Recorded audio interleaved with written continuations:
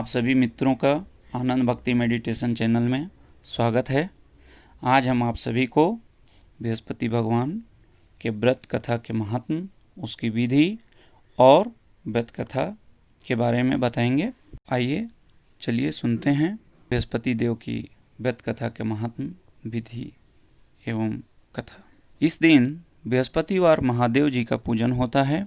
दिन में एक समय भोजन करना चाहिए। भोजन में चने की दाल का उपयोग करनी चाहिए। नमक न खाएं। पीले वस्त्र धारण करें। पीले फलों का प्रयोग करें। पीले चंदन और पीले पुष्प से पूजन करना चाहिए। पूजन के बाद भगवान बृहस्पति देव की कथा सुननी चाहिए।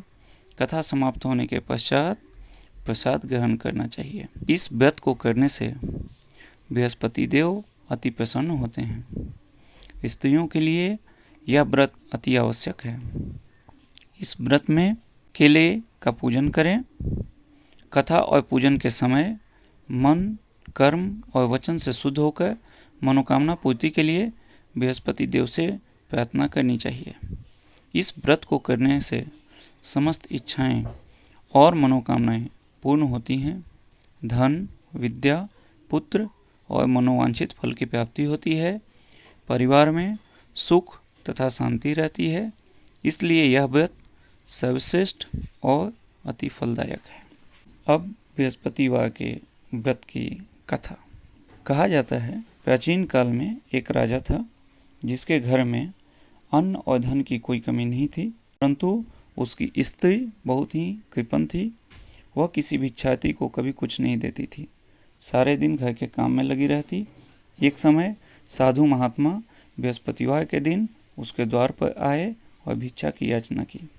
स्त्री उस समय घर आंगन को लीप रही थी। इस कारण साधु महात्मा से कहने लगी कि महाराज, इस समय तो मैं लीप रही हूँ, आपको कुछ नहीं दे सकती। फिर किसी अवकाश के समय आना। साधु महात्मा खाली हाथ चले गए। कुछ दिन के पश्चात वह साधु महात्मा पुनः आए और उसी तरह भिक्षा मांगी। रानी उस समय लड़के को खिला रही थी। कहने लगी कि हे महाराज, क्या करूं, अवकाश ही नहीं है, इसलिए आपको कुछ नहीं दे सकती। तीसरी बार महात्मा आए तो उनको उसी तरह टालना चाहा, परंतु महात्मा कहने लगे कि यदि तुमको बिल्कुल अवकाश हो जाए तब तो तुम मुझको भिक्षा दोगी। रानी कहने लगी कि हाँ महाराज, यदि ऐसा हो जाए तो बहुत ही कृपा होगी। साधु महात्मा कहने लगे कि अच्छा, मैं तुमको एक उपाय बतलाता हूँ। बृहस्पतिवार को दिन चढ़ने पर उठो और सारे घर में झाड़ू आदि लगाकर कूड़ा एक तरफ इकट्ठा करके रख दो। घर में चौका मत लगाओ। फिर स्नान आदि करके घर वालों को कह दो कि वह हजामत आदि अवश्य बनवाएं। रसोई बनाकर चूल्हे के पीछे रखा करो, सामने कभी न रखो। सायंकाल को बहुत अंधेरा होने के पश्चात दीपक जलाया करो तथा बृहस्पतिवार को पीले वस्त्र कभी मत धारण करो। नहीं पीले रंग की चीज़ों का भोजन करो। यदि ऐसा करोगी तो तुमको घर का कोई काम नहीं करना पड़ेगा। रानी ने ऐसा ही किया। बृहस्पतिवार को खूब दिन चढ़ने पर उठी। झाड़ू आदि लगाकर कूड़े को घर में एक तरफ इकट्ठा कर दिया। पुरुषों ने भी हजामत आदि बनवाई। भोजन बनाने के पश्चात चूल्हे के पीछे रख दिया।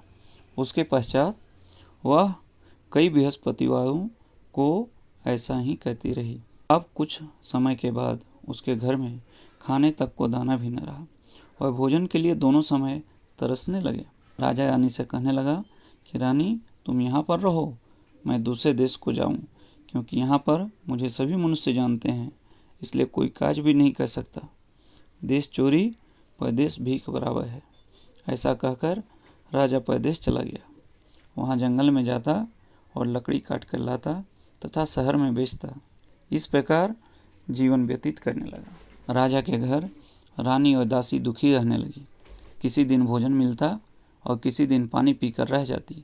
एक बार जब रानी और दासी को 7 रोज बिना भोजन के व्यतीत हो गए तो रानी ने अपनी दासी से कहा, हे दासी, यहाँ पास के नगर में मेरी बहन रहती है।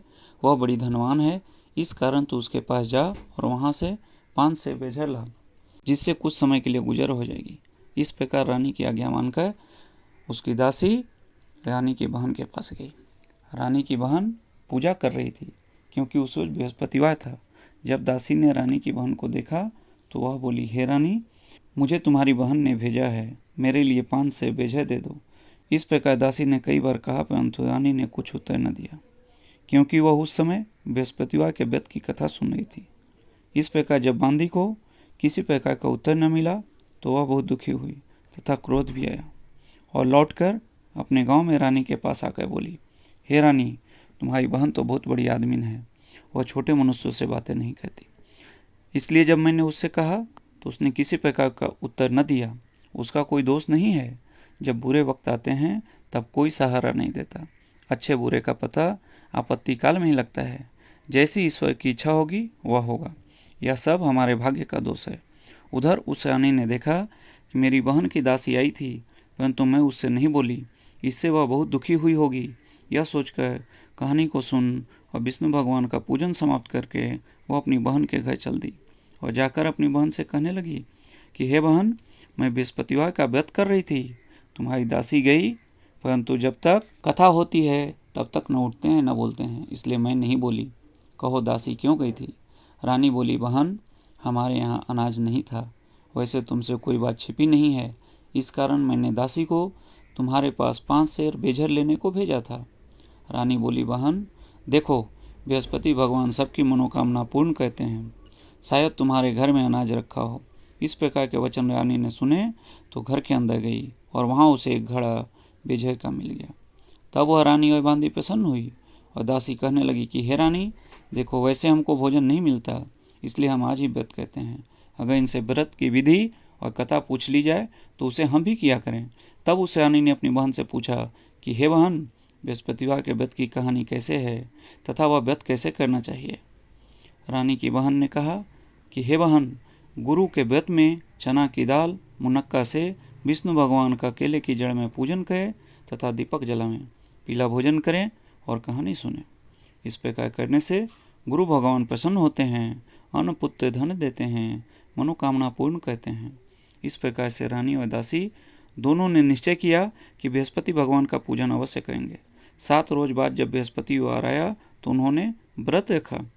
घुड़साल में जाकर चना बीन तथा उसकी दाल से केले की जड़ का तथा विष्णु भगवान का पूजन किया। अब पीला भोजन कहाँ से आए?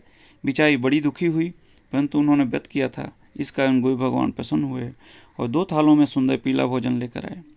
दासी को देकर बोले, हे दासी, यह तुम्हारे और रानी के लिए भोजन है, तुम दोनों करना।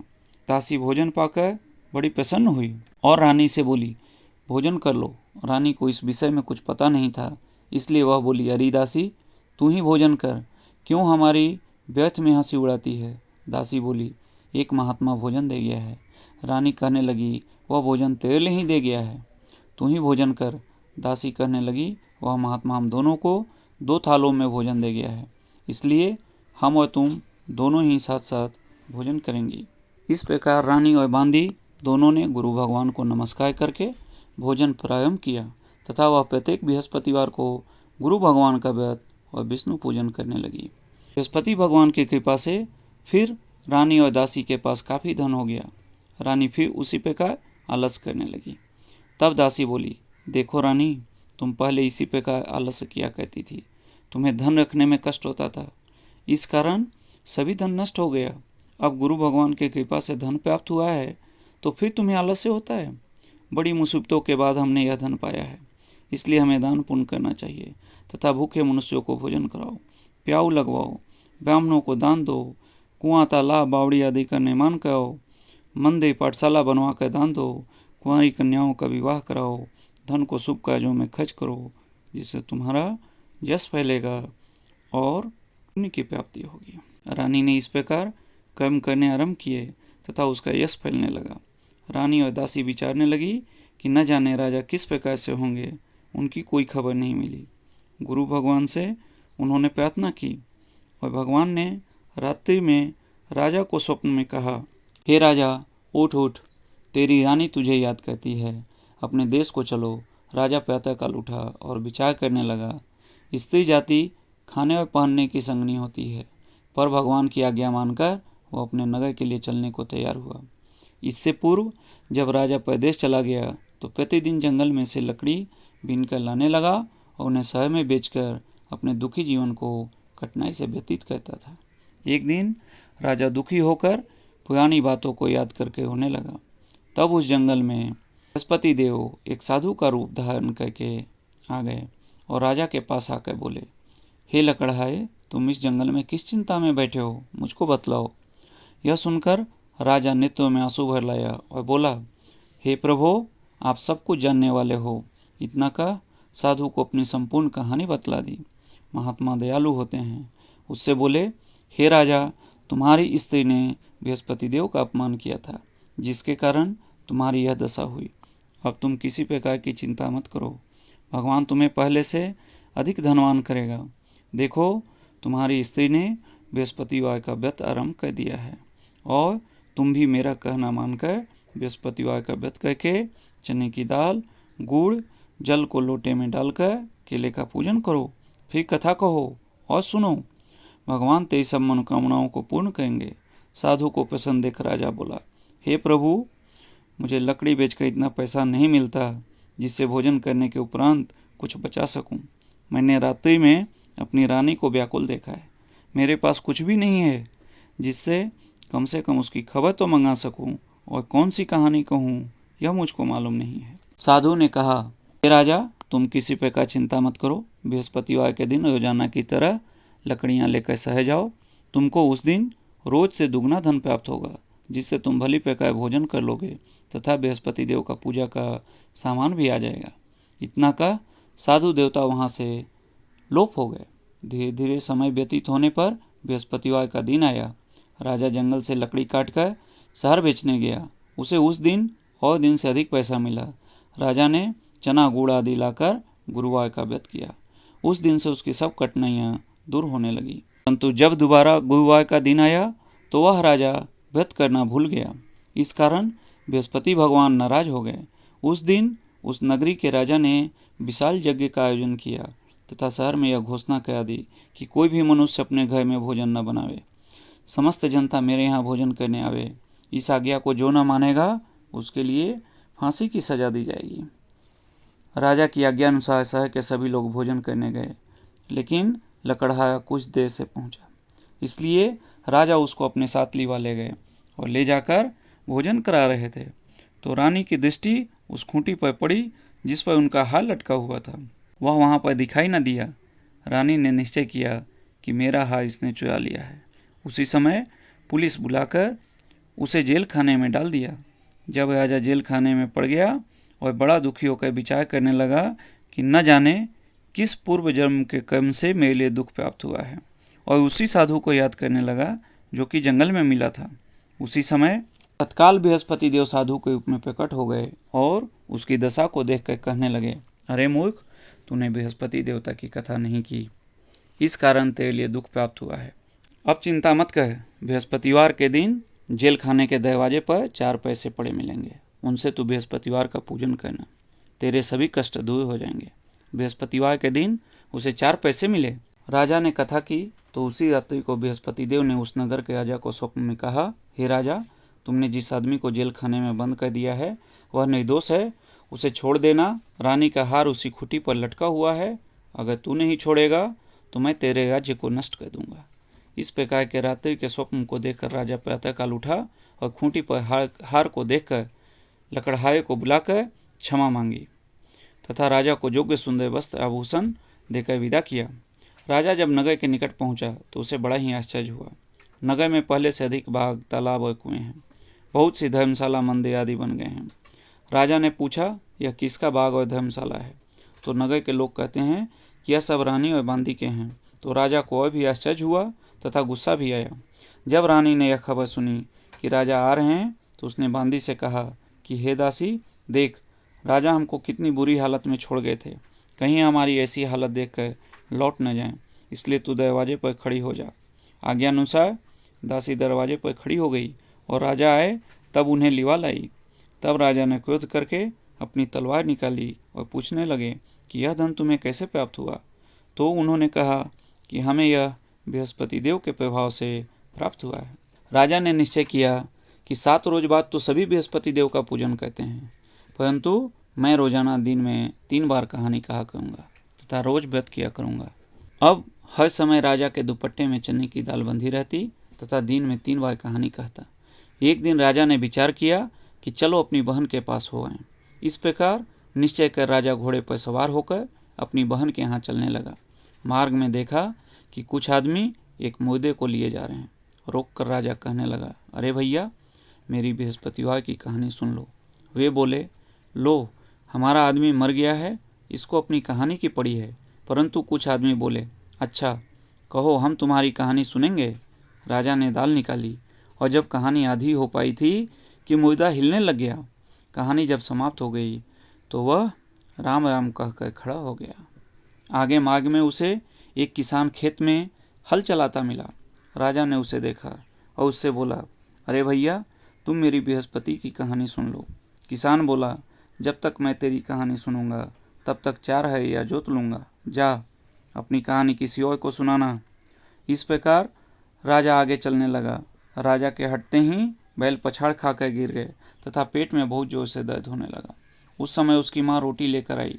उसने देखा, अपने पुत्र से सब हाल पूछा और बेटे ने सब हाल कह दिया तो बुढ़िया दौड़ी दौड़ी उस घुड़सवार राजा के पास गई और उससे बोली, मैं तेरी कहानी सुनूंगी, तू कह तथा मेरे खेत पर ही चल कर कह। राजा ने बुढ़िया के खेत पर जाकर कहानी कही, जिससे वह बैल उठ खड़े हुए तथा किसान के पेट का दर्द भी बंद हो गया। राजा अपनी बहन के घर कुशल पूर्वक पहुंच गया। बहन ने भाई की खूब मेहमानी की। दूसरे दिन प्रातःकाल राजा जागा तो वह देखने लगा कि सब लोग भोजन कर रहे हैं। राजा ने अपने बहन से कहा कि कोई मनुष्य है जिसने भोजन न किया हो, वह मेरी बृहस्पतिवार की कहानी सुन ले। बहन बोली, हे भैया, यह देश ऐसा ही है। प्रथम यहाँ सभी लोग भोजन करते हैं, बाद में अन्य काम करते हैं। अगर कोई पड़ोस में हो तो देखाऊं। वह ऐसा कहकर देखने चली गई, परंतु उसे ऐसा व्यक्ति कोई नहीं मिला जिसने भोजन न किया हो। अतः वह एक कुम्हार के यहाँ गई जिसका लड़का बीमार था। उसे मालूम हुआ कि उसके यहाँ 3 दिन से किसी ने भोजन नहीं किया है। रानी ने अपने भाई की कहानी सुनने के लिए कुम्हार से कहा। वह तैयार हो गया। राजा ने वहाँ जाकर बृहस्पतिवार की कहानी कही, जिसको सुनकर उसका लड़का ठीक हो गया। अब राजा की प्रशंसा होने लगी। एक दिन राजा ने अपनी बहन से कहा कि हे बहन, हम घर अपने जाएंगे, तुम भी तैयार हो जाओ। यह बात राजा की बहन ने अपनी सास से कही। सास बोली, हाँ तू चली जा, परंतु अपने लड़के को मत ले जाना, क्योंकि तेरे भाई के संतान नहीं है। बहन ने अपने भैया से कहा, हे भैया, मैं तो चलूँगी, परंतु बालक नहीं जाएगा। राजा बोला, जब कोई बालक नहीं जाएगा तो तुम ही क्या करोगी। बड़े दुखी मन से राजा अपने नगर को लौट आया। राजा ने अपनी रानी से कहा, हम निर्वंशी राजा हैं, हमारा मुंह देखने का धर्म नहीं है और कुछ भोजन आदि नहीं किया। रानी बोली, हे राजा, बृहस्पति देव ने हमें सब कुछ दिया है, हमें संतान भी अवश्य देंगे। उसी रात्रि को बृहस्पति देव ने राजा से स्वप्न में कहा, हे राजा, उठ, सभी सोच को त्याग दे, तेरी रानी गर्भ से है। राजा को यह समाचार सुन बड़ी खुशी हुई। 9वें महीने में उसके 2 पुत्र पैदा हुए। तब राजा बोला, हे रानी, स्त्री जाति बिना भोजन के रह सकती है, बिना कहे नहीं रह सकती। जब मेरी बहन आवे तो तुम कुछ न कहना। रानी ने हाँ कह दी। जब राजा की बहन ने यह समाचार सुना, वह बड़ी खुश हुई तथा वह बधाई लेकर अपने भाई के यहाँ आई। तभी रानी कहने लगी, घोड़े चढ़कर तो नहीं आई, गधे चढ़ी आई। राजा की बहन बोली, भाभी, मैं इस प्रकार से नहीं कहती तो तुम्हें संतान कैसे प्राप्त होती। बृहस्पति देव ऐसे ही हैं, जैसी जिनके मन में कामनाएं होती हैं सभी को पूर्ण करते हैं। जो भावना से प्रेम पूर्वक बृहस्पतिवार का व्रत करता है तथा कथा पढ़ता है अथवा सुनता है तथा दूसरों को सुनाता है, बृहस्पति देव उनकी सब मनोकामनाएं पूर्ण करते हैं। प्रेम से बोलिए विष्णु भगवान की जय। बृहस्पतिवार की आरती। जय जय आरती राम तुम्हारी, राम दयालु भक्त हितकारी। जनहित प्रगटे हरि व्रतधारी, जन प्रहलाद प्रतिज्ञा पाली। भूतल सुता को चीर बढ़ायो, गज के काज पया दे धायो। 10 सिर छेदी 20 भुज तोरे, 33 कोटि देव बंदी छोरे। सप्त लिए कर लक्ष्मण भ्राता, आरती करत कौशल्या माता। सुख सारद नारद मुनि ध्यावे, भरत शत्रुघ्न चमर ढुरावे। राम के चरण गए महावीरा, ध्रुव प्रहलाद बाली सुत वीरा।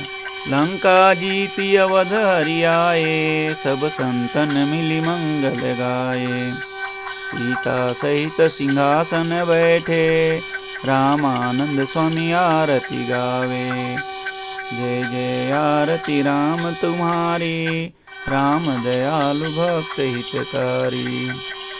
गुरुवार गुरु की कथा जो सुने सुनावे आम, तजा में भव सिंधु से निश्चय हो कल्याण। प्रेम से बोले बृहस्पति भगवान की जय।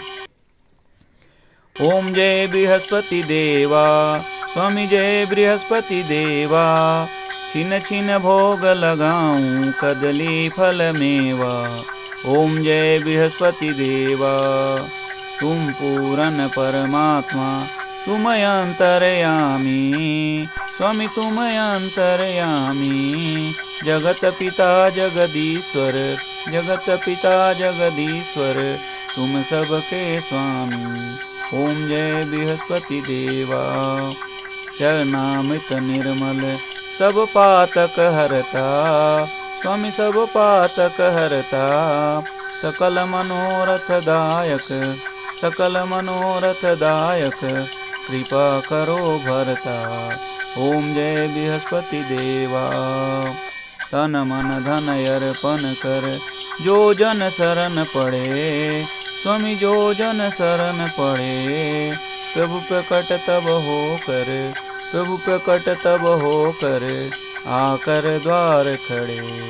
ओम जय बृहस्पति देवा, दीन दयाल दयानिधि, भक्तन हितकारी। स्वामी भक्तन हितकारी, पाप दोष सब हरता, पाप दोष सब हरता, भव बंधन हारी। ओम जय बृहस्पति देवा, सकल मनोरथ दायक, सब संशय हारी। स्वामी सब संशय हारी, विषय विकार मिटाओ, विषय विकार मिटाओ, संतन सुखकारी। ओम जय बृहस्पति देवा, जो कोई यह आरती प्रेम सहित गावे। स्वामी प्रेम सहित गावे, ज्येष्ठानंद कंद सो, ज्येष्ठानंद कंद सो, निश्चय फल पावे।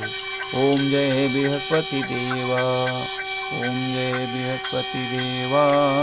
स्वामी जय बृहस्पति देवा, चिन चिन भोग लगाऊं, कदली फल मेवा। ओम जय बृहस्पति देवा, ओम जय बृहस्पति देवा। सब बोलो विष्णु भगवान की जय, बृहस्पति देव की जय।